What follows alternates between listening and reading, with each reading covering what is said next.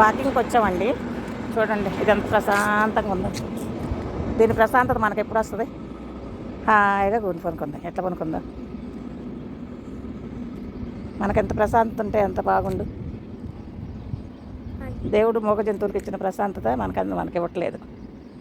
ఎందుకంటే మన బుద్ధులు అట్టుంటాయి కాబట్టి. ప్రశాంతమైన జీవితం. బాయ్. దీని స్నేహితులు వాళ్ళందరూ వెళ్ళిపోతున్నారని పాపం మీద చూస్తుంది.